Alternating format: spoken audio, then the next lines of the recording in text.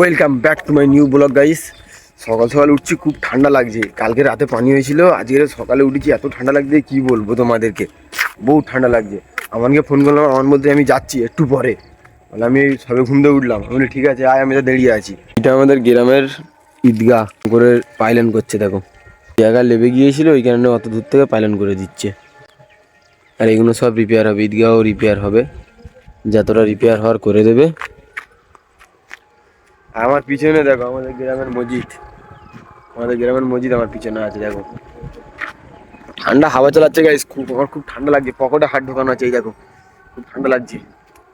কেন কি জানি, সকালে কালকে রাতে পানি হয়েছিল তো, আজকে এত ঠান্ডা লাগছে কি বলবো। তোমাদেরও তো মনে হয় পানি হয়েছে, সব জায়গায় হয়েছে। কালকের যে পানিটা হয়েছে বহুত জোরে হয়েছে, আর ঝড়ও মোটামুটি স্পিডে হয়েছিল। খুব ঠান্ডা লাগছে আমাকে এখন। আমার লোক উঠেছে টুকটাক, মোটামুটি আছে, যে নেই না, আছে টুকটাক আছে। এই দেখো এই ভিউ, কি আর ভিউ তোমাদেরকে দেখাবো। সকাল সকাল মেঘের অবস্থাটা দেখো কিরম হয়ে আছে। আমান তো আসে না এখন, দেখি কখন আসে। যেটাই সব বসি, সেখানটায় ঢুকলাম, ঢুকে দেখছি কেউ নেই এখন।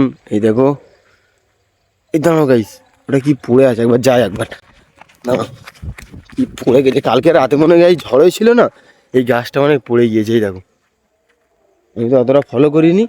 এই দেখো গাছটা পুরো কোথায় থেকে উগড়িয়ে পড়ে গেছেটা একবার দেখো তোমরা শুধু। এই দেখো পুরো গাছটা ওই ওটাই থেকে উগড়ে আর পড়ে গিয়েছে। এই দেখো ভালো করে দেখলাম পিছনে পুরো, এই দেখো গাছটা এরম করে পুরো পড়ে গিয়েছে, দেখো উল্টে পড়ে গিয়েছে। কালকে ঝড় হয়েছিল, মোটামুটি ভালো জোরে ঝড় হয়েছিল, ওই কারণে গাছটা পড়ে গিয়েছে।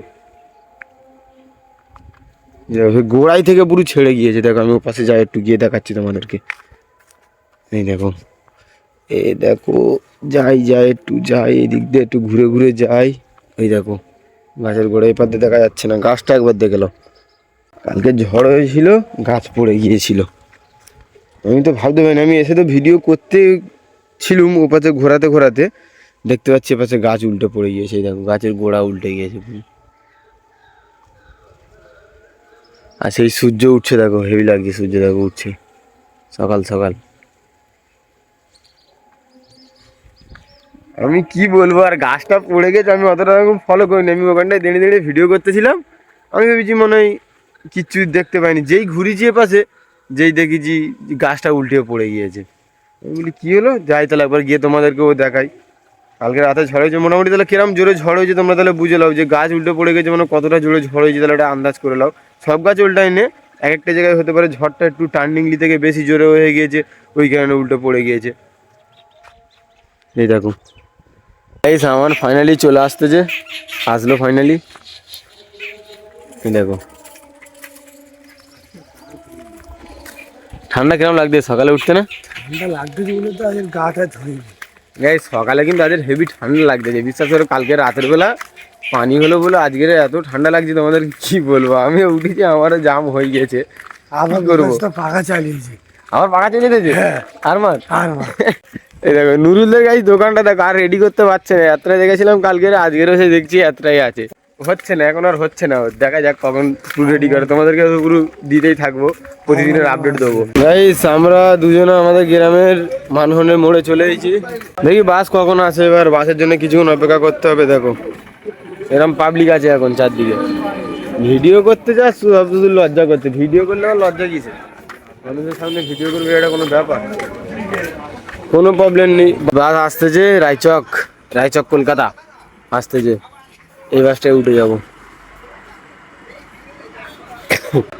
দেখি সিট আছে কি দেখি, আর যেটা ভিড় থাকলে উঠবো না। সিট আছে গাইস, হ্যাঁ